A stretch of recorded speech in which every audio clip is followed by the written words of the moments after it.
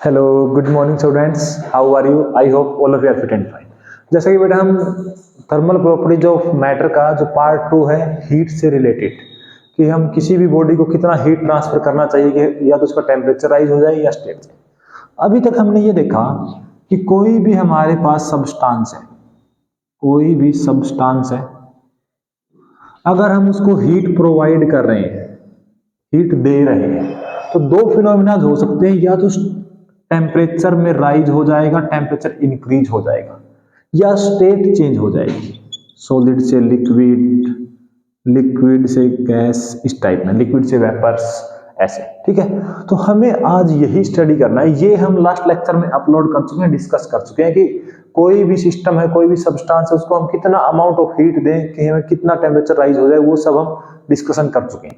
आज जो हमारा टॉपिक है, जो आज हम डिस्कशन करने जा रहे हैं, वो है कि किसी भी सब्सटेंस की अगर स्टेट चेंज हो रही है तो हमें कितना अमाउंट ऑफ हीट रिक्वायर्ड है, या हम कितना अमाउंट ऑफ हीट सब्सटेंस को सप्लाई करें, डिलीवर करें कि उसका स्टेट चेंज हो जाए। वो सब हमें आज डिस्कस करना है। तो सबसे पहले हम स्टेट चेंज की बात करेंगे। तो बेटा स्टेट चेंज दो टाइप से हो सकती है, या तो सॉलिड से लिक्विड या लिक्विड से वेपर्स बन जाएंगे। तो हम सबसे पहले डिस्कस कर रहे हैं सॉलिड से, मींस जो फेज का ट्रांसफॉर्मेशन है वो सॉलिड से लिक्विड में हो रहा है। जैसे हमारा आइस से वाटर में होगा, और इसके ऊपर फिर हम न्यूमेरिकल्स देखेंगे। तो जो ये हमारा ट्रांसफॉर्मेशन है, जो ये हमारा स्टेट चेंज का प्रोसेस है सॉलिड से लिक्विड, इसको हम कहते हैं फ्यूजन। क्या कह रहे हैं? फ्यूजन। तो पहले हमें ये डिस्कस करना है आज। ठीक है, तो सबसे पहले हम इसको ऐसे समझते हैं कि ये हमारे पास एक कंटेनर है, इसके अंदर हमने सिंपल केस मान लेते हैं वाटर भरा हुआ है। Sorry sorry sorry sorry sorry sorry पहले हमें सॉलिड से लिक्विड, मीन्स पहले हमें गैस आइस के बारे में डिस्कस करना है, आइस के बारे में। ठीक है, आइस, आइस है तो सबसे पहले आपने दो टाइप के फोर्सेज पढ़े हुए हैं, एडहेसिव फोर्सेज और कोहेसिव फोर्सेज। ठीक है, दो फोर्सेज पढ़े। एडहेसिव फोर्सेज क्या था? जो डिफरेंट काइंड ऑफ मॉलिक्यूल है उनके बीच में जो फोर्स है। जैसे अभी मैं बात करूं एक सेकंड के लिए कि ये हमारे पास यहां पर पानी है, तो पानी और जो ये हमारा वॉल है, इन दोनों के मॉलिक्यूल सेपरेट है, अलग अलग है, डिफरेंट है। उनके बीच का जो फोर्स है वो कौन सा है? एडहेसिव। अगर हम पानी पानी के मॉलिक्यूल के बीच के फोर्स की बात करें तो वो कौन सा है? कोहेसिव। तो अभी हमारे पास आइस है, तो जो जितने भी मॉलिक्यूल है आइस के अंदर, वो आइस के मॉलिक्यूल है, सेम टाइप ऑफ मॉलिक्यूल है, सेम टाइप ऑफ मॉलिक्यूल है। तो इसके अंदर बेटा कौन सा फोर्स होगा? कोहेसिव। आई थिंक ये आपको क्लियर होगा, ये हम पहले भी डिस्कस कर चुके हैं। तो कोहेसिव फोर्स है। अब आइस के हम कोई भी दो मॉलिक्यूल की बात कर लेते हैं, कोई भी दो मॉलिक्यूल्स, उनके बीच में फोर्स कौन सा है? कोहेसिव। और वो कोहेसिव फोर्स से एक दूसरे के साथ बाउंड है, एक दूसरे के साथ बॉन्ड बनाया हुआ है, बाउंड है। ठीक है, एक दूसरे को अट्रैक्ट कर रहे हैं, आप ऐसा समझ सकते हो। अब अगर हम टेम्परेचर इंक्रीज करें, क्या करें? टेम्परेचर इंक्रीज करें। टेम्परेचर इंक्रीज करने से क्या होता है? डायमेंशन चेंज होते हैं, या हम ये कह दें कि ऑक्सीलेशन या जो वाइब्रेशन है वो इंक्रीज होंगे, तो उनकी जो थर्मल एनर्जी है ऑक्सीलेशंस की, वो इंक्रीज होगी। अब ऑक्सीलेशन इंक्रीज हो रहे हैं तो जो फोर्स लगा रहे हैं वो भी क्या हो रहा है? जो कोलिजन कर रहे हैं और फोर्स लगा रहे हैं एक दूसरे के ऊपर, वो भी क्या हो रहा है? इंक्रीज हो रहा है। ठीक है, अब समझने के लिए हम ये मान लेते हैं कि दोनों के बीच में, दोनों आइस के जो मॉलिक्यूल है उनके बीच में फोर्स ऐसे ही हमने कंसीडर कर लिया 10 न्यूटन का। अब जो ये कोलिजन का फोर्स है, कोलाइड कर रहे हैं, वो फोर्स इन दोनों मॉलिक्यूल को सेपरेट करना चाह रहा है। ठीक है, अब अगर हम टेम्परेचर बढ़ाते रहें तो कोलिजन का फोर्स, जो फोर्स सेपरेट करना चाह रहा है, वो इंक्रीज होता रहेगा। तो कभी ना कभी एक टेम्परेचर के ऊपर जाकर वो फोर्स 10 न्यूटन के इक्वल आएगा। Means as we increasing the temperature at a temperature, जो कोलिजन का फोर्स है, मींस जो फोर्स उसको सेपरेट कर रहा है, वो फोर्स कोहेसिव फोर्स के इक्वल हो जाएगा। अगर हम उसके बाद या उस टेम्परेचर के ऊपर अगर हम देखें तो देखो पहले तो बाउंड किए हुए था, अब सेपरेट कर रहे हैं, मींस जो सॉलिड है जो आइस है वो मेल्ट होना स्टार्ट हो जाएगी। क्या होना स्टार्ट हो जाएगी? मेल्ट। उस टेम्परेचर को हम कहेंगे मेल्टिंग पॉइंट। और जो सॉलिड से लिक्विड में कन्वर्ट होने का फिनोमेना है उसको हम क्या कह रहे हैं? मेल्ट। आई होप आपको ये क्लियर हो गया होगा कि मेल्टिंग पॉइंट क्या है। मेल्टिंग पॉइंट एक ऐसा टेम्परेचर है जिसके ऊपर जो कोहेसिव फोर्स है वो ओवरकम कर दिया जाता है। किसके द्वारा? जो ऑक्सीलेशंस की वजह से कोलिजन हो रहे हैं उसकी वजह से जो फोर्स लग रहा है उसके द्वारा वो ओवरकम कर दिया जाता है, जिससे जो मॉलिक्यूल है वो सेपरेट होना स्टार्ट हो जाते हैं, मेल्ट होना स्टार्ट हो जाते हैं। तो वो क्या है? Melting point. तो ये है हमारे पास पहला चेंज सॉलिड से लिक्विड का, जिसको हम कहते हैं फ्यूजन। ठीक है, अब हमें ये देखना है कि हमने चेंज तो कर दिया लेकिन हमने कितना अमाउंट ऑफ हीट सप्लाई किया है वो हमें देखना है। तो उसको हम कहते हैं बेटा लेटेंट हीट।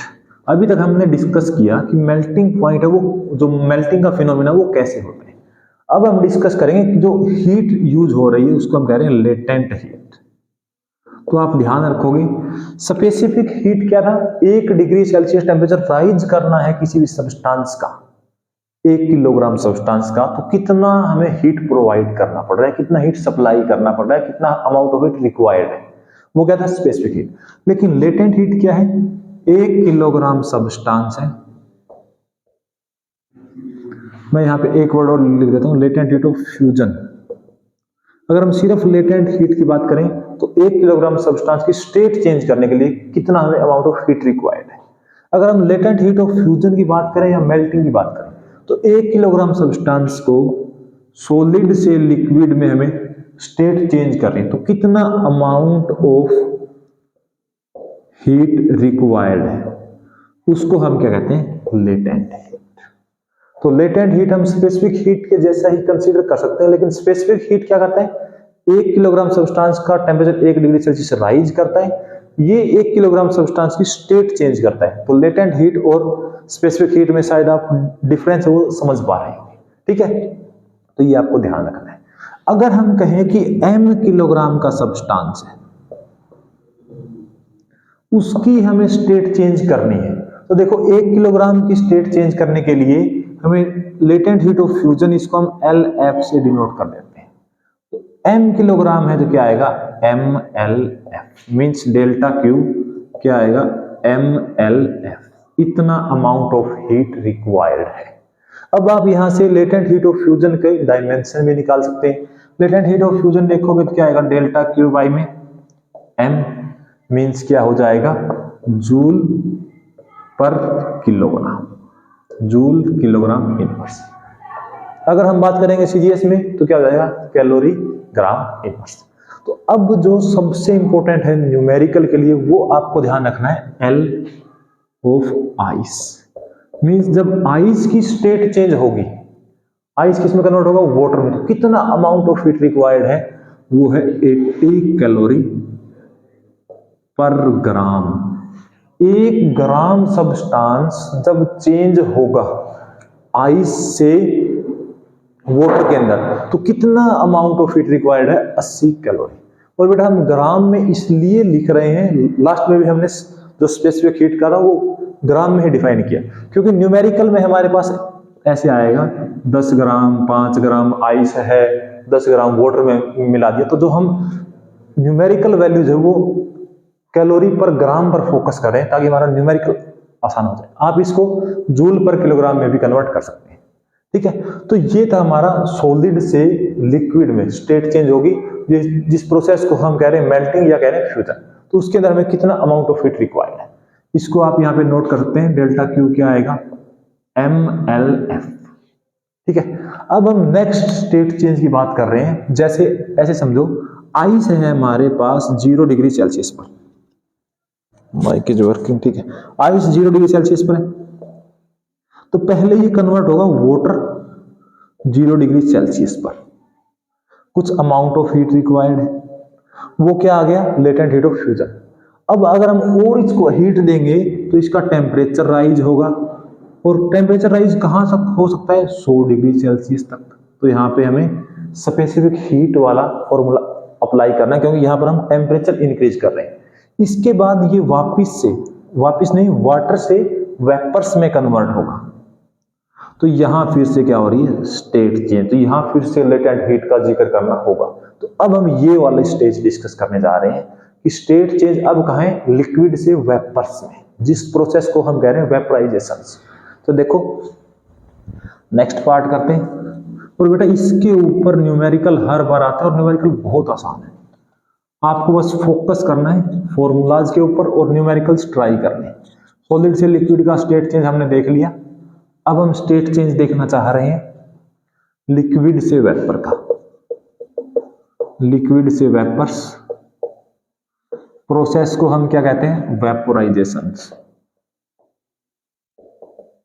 यहां पर एक और इंपॉर्टेंट पॉइंट है, दो प्रोसेस होते हैं, एक वेपोराइजेशन और एक इवेपोरेशन।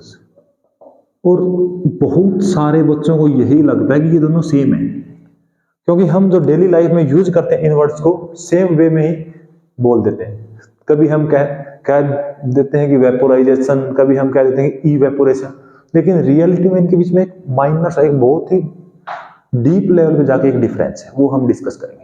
ठीक है, तो सबसे पहले ऐसे समझो कि हमारे पास आइस है, आइस नहीं है, क्या कह रहे हो, सॉलिड से लिक्विड करना था तो वाटर ले लिया, अब आइस वाटर है। ठीक है, हमारे पास क्या है, वाटर की हमें स्टेट चेंज करनी है, कहां, वेपर में। मींस हम इसको हीट ट्रांसफर कर रहे हैं, हम इसको हीट सप्लाई कर रहे हैं। हीट सप्लाई करेंगे, टेम्परेचर बढ़ेगा। अब जो हम बातें कहने जा रहे हैं वो ध्यान से सुनेंगे आप। हीट है, ठीक है, हीट सप्लाई करेंगे, वाटर का टेम्परेचर राइज होगा, अच्छी बात है। यहां से बेटा एक इसके वाटर के ऊपर कौन प्रेजेंट है, एटमॉस्फेयर। तो एटमॉस्फेयर एक प्रेशर लगा रहा है जिसको हम कह रहे हैं एटमॉस्फेरिक प्रेशर, जो कि पानी के मॉलिक्यूल्स हैं उनका टेम्परेचर राइज भी हो रहा है, उनको भी ऊपर जाने से रोक रहा है, क्योंकि इसका जो वैल्यू है वो ज्यादा है। ठीक है, अब जैसे जैसे टेम्परेचर राइज होगा, ठीक है, यहां पर एक लेयर बनेगी वेपर्स की, यहां पर एक वेपर्स की लेयर्स बनेगी। ठीक है, जब हम टेम्परेचर इंक्रीज कर रहे हैं तो इनके आपस में कोलिजन हो रहे हैं। देखो हुआ क्या, टेम्परेचर हर एक मॉलिक्यूल का इंक्रीज हो रहा है। ठीक है, हीट प्रोवाइड करें तो हर एक मॉलिक्यूल को मिल रही है। अब जो यहां मॉलिक्यूल प्रेजेंट है उसके कोलिजन नीचे से हो रहे हैं, इसके तो सराउंडिंग में सबके साथ हो रहे थे, इनके कहां हो रहे हैं, नीचे से हो रहे हैं। तो इनके ऊपर एक ऊपर की तरफ जाने का प्रेशर लग रहा है। ठीक है, उसको हम कहेंगे प्रेशर वेपर्स का, किसका, वेपर्स का, वो अभी हम डिस्कस करेंगे। ठीक है, अब ऐसे समझो जब हम टेम्परेचर इंक्रीज कर रहे हैं, एक तो प्रेशर नीचे से लग रहा है और एक ये आपस में जो वेपर्स प्रेजेंट हैं यहां पर वेपर्स बने, क्यों, टेम्परेचर राइज करने से जो यहाँ जो अपर लेयर पे मॉलिक्यूल थे उनके ऊपर की तरफ फोर्स लग रहा है, जिसकी वजह से वेपर्स क्रिएट हो रहे हैं। ठीक है, अब एक चीज देखो, जैसे जैसे हम टेम्परेचर बढ़ा रहे हैं इनके बीच में कोलिजन बढ़ रहा है। कोलिजन बढ़ रहा है तो किसी की एनर्जी कम हो रही है, किसी की एनर्जी ज्यादा हो रही है। एनर्जी ज्यादा हो रही है, जाने की कोशिश कहां कर रहा है, ऊपर जाने की कोशिश कर रहा है। तो ये जो प्रेशर है ये कौन सा है, वेपर प्रेशर। अब यहां पर समझने की एक चीज है, इस प्रोसेस को हम कह रहे हैं इवेपोरेशन। क्या कह रहे हैं, इवेपोरेशन। अभी तक हम बॉइलिंग पॉइंट तक नहीं पहुंचे, फिर भी कुछ एक मॉलिक्यूल सरफेस पर पहुंच रहे हैं। जैसे मान लो आप पानी को गर्म कर रहे हैं, ठीक है, पानी अभी तक उबला नहीं है, लेकिन आप जब एक ढक्कन के नीचे देखोगे यहां पर आपको वेपर्स मिलेंगे, तो वो प्रोसेस कौन सा है, इवेपोरेशन। मींस ये प्रोसेस हर एक टेम्परेचर पर हो रहा है। अब अगर हम और ज्यादा टेम्परेचर इंक्रीज करें, मींस हीट और ज्यादा सप्लाई करें, तो क्या होगा, जितने भी यहां पर वेपर्स हैं उन सब का प्रेशर इतना हो जाएगा कि वो एटमॉस्फेरिक प्रेशर को क्रॉस कर देगा। मीन जो एटमॉस्फेरिक प्रेशर उनको नीचे दबा रहा था, अब इनका प्रेशर इतना हो गया कि ऊपर की तरफ चलना स्टार्ट कर देंगे। मीन्स एट ए टेम्परेचर, जब हम टेम्परेचर को इंक्रीज करें एट ए टेम्परेचर, जो एटमॉस्फेरिक प्रेशर है वो इक्वल टू हो जाता है पी वेपर प्रेशर। उसके बाद अगर हम टेम्परेचर इंक्रीज और कर रहे हैं या उसी के ऊपर, क्या होगा, ऊपर की तरफ चलना स्टार्ट कर देंगे। उस प्रोसेस का नाम है बॉइलिंग पॉइंट। और उस प्रोसेस के ऊपर जो कंप्लीट वाटर है वो भाप के रूप में या वेपर्स के रूप में ऊपर चलना स्टार्ट कर देगा। उस प्रोसेस का नाम है वेपोराइजेशन। तो इवेपोरेशन तो हर एक टेम्परेचर पर हो रहा है, लेकिन वेपोराइजेशन जो प्रोसेस है वो सिर्फ बॉइलिंग पॉइंट पर हो रहा है। तो आज आपको ये क्लियर हो गया होगा कि बॉइलिंग पॉइंट क्या है। जो एटमॉस्फेयर उसको ऊपर नहीं जाने दे रहा था, टेम्परेचर बढ़ाते बढ़ाते इतना जो यहाँ पर वेपर्स प्रेजेंट है इतना प्रेशर हो गया कि वो उसको ओवरकम करके ऊपर चल गए। तो इसके लिए भी तो हमें कुछ ना कुछ हीट सप्लाई करनी पड़ रही है स्टेट चेंज करने के लिए। और स्टेट चेंज के लिए जब भी हम हीट सप्लाई करते हैं उसको हम क्या बोलते हैं बेटा, लेटेंट हीट। तो लेटेंट हीट क्या हो जाएगा, इस केस में हमने वेपोराइजेशन किया है तो हम क्या कहेंगे, लेटेंट हीट ऑफ वेपोराइजेशन।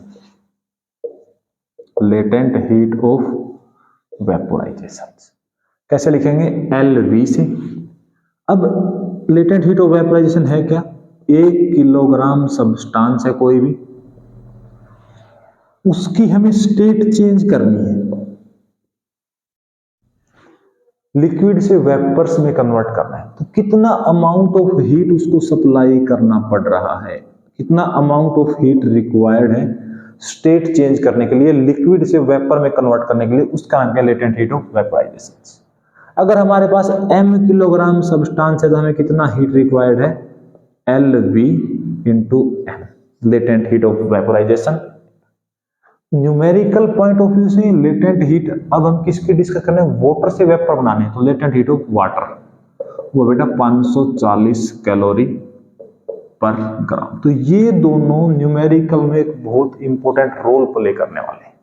ठीक है, तो ये रहा हमारा स्टेट चेंज का, या हम कह दें फेज ट्रांसफॉर्मेशन का, स्टेट ट्रांसफॉर्मेशन का प्रोसेस। तो अब हमने यहां से हम इतना कंक्लूड कर सकते हैं कि हमने क्या क्या सीख लिया। हमने सीख लिया मेल्टिंग कैसे होती है, बॉइलिंग कैसे होती है, latent heat of fusion, latent heat of, अच्छा लेटेंट हीट हमने किसको नाम दिया, 1 किलोग्राम को, 1 किलोग्राम की स्टेट चेंज करने के लिए जितना amount of heat required latent heat. अगर हम m किलोग्राम की बात करेंगे तो हम कह देंगे latent heat capacity. Capacity word वही यूज होगा जहां 1 किलोग्राम की बात ना करें, हम m किलोग्राम की बात करें। अभी तक हम अब स्टेट चेंज को भी हटा देते हैं। जैसे जैसे हम, मान लो कोई भी एक प्रोसेस है, कोई भी, जैसे ऐसे मान लो आइस है हमारे पास -20 डिग्री सेल्सियस पर, इसको हम हीट सप्लाई कर रहे हैं। क्या सप्लाई कर रहे हैं, हीट सप्लाई कर रहे हैं। हीट सप्लाई कर रहे हैं तो ये पहले क्या करेगा, आइस बनेगी हमारे पास 0 डिग्री सेल्सियस तक। मीन्स यहां पर क्या हो रहा है, टेम्परेचर चेंज हो रहा है। तो टेम्परेचर चेंज हो रहा है तो हम स्पेसिफिक हीट का फॉर्मूला लगाएंगे MS डेल्टा टी, कि कितना अमाउंट ऑफ हीट रिक्वायर्ड है इस प्रोसेस के लिए। अब इसको अगर हम और हीट सप्लाई करते हैं, और हीट सप्लाई करते हैं, तो अब ये आइस से क्या होगा, water 0 degree Celsius, water 0 degree, means यहां पर क्या हुआ है, स्टेट चेंज हुई है। और स्टेट चेंज है तो हम कौन सा फॉर्मूला यूज करेंगे, MLF, latent heat of fusion. अब अगर हम इसको और ज्यादा हीट सप्लाई कर रहे हैं तो ये अब वाटर का टेम्परेचर इंक्रीज होना स्टार्ट कर देगा। और इंक्रीज कब तक होता रहेगा, 100 डिग्री सेल्सियस तक। तो यहां पर दोबारा से टेम्परेचर इंक्रीज हुआ है तो स्पेसिफिक हीट का फॉर्मूला लगेगा MS डेल्टा टी।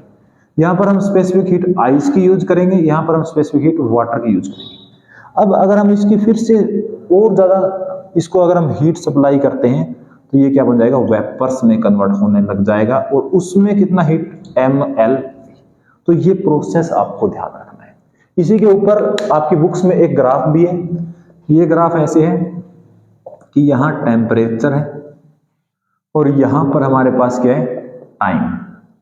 अगर हम टेम्परेचर इंक्रीज करना स्टार्ट करते हैं तो पहले क्या होगा, सॉलिड से मतलब यहां पर टेम्परेचर राइज होगा सॉलिड का।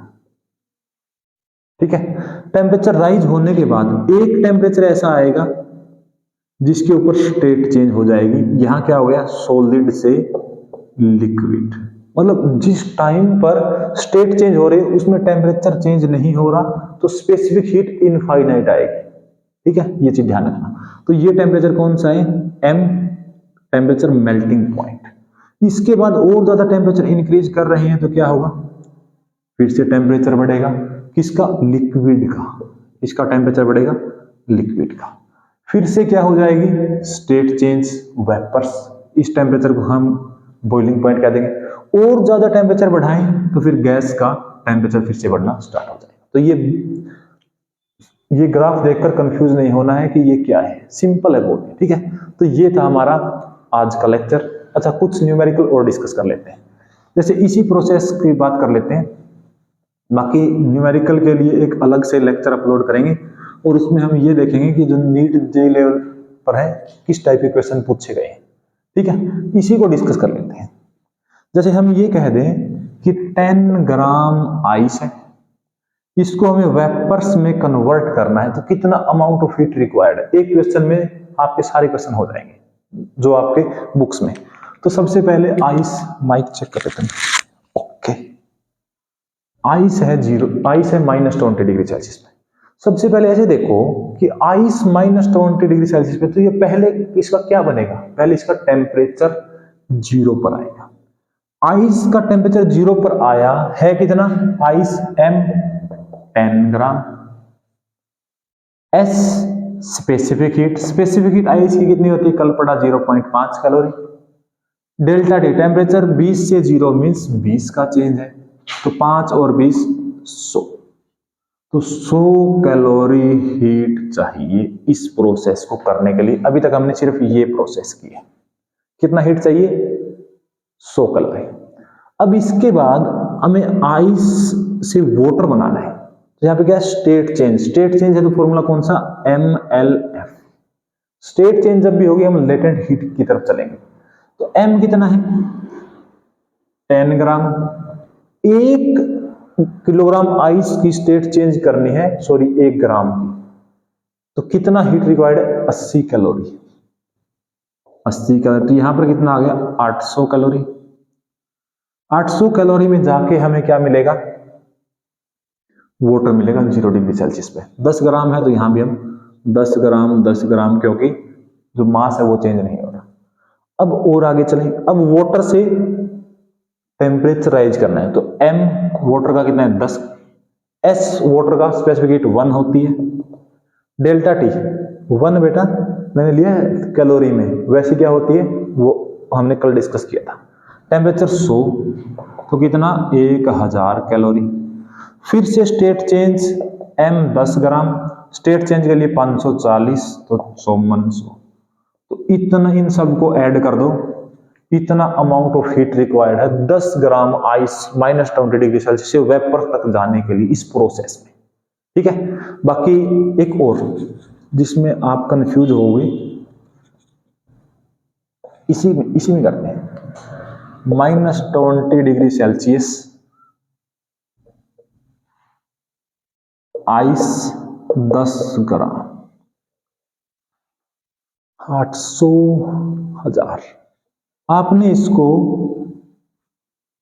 500 कैलोरी हीट दिया। ठीक है, कितना हीट दिया, हमने इस सिस्टम को 500 कैलोरी हीट दिया, तो हमें क्या मिलेगा, ये क्वेश्चन है। ठीक है, अब देखो 10 ग्राम सब्सटेंस का जब ये वाटर में कन्वर्ट होगा, पहले वाटर का प्रोसेस आएगा 0 डिग्री, ना पहले आइस आएगा बेटा, सॉरी आइस 0 डिग्री सेल्सियस पर कितना, 10 ग्राम। तो कितना हीट रिक्वायर्ड है, 100 कैलोरी।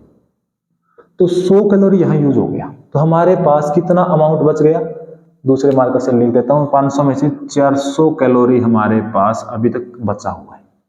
इसको देखो अब क्या हुआ।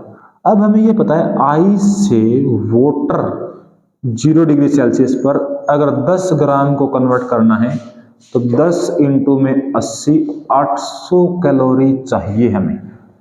तब ये पूरा फिनोमिना होगा, लेकिन 800 तो है नहीं, तो हमारे पास क्या है 400 कैलोरी।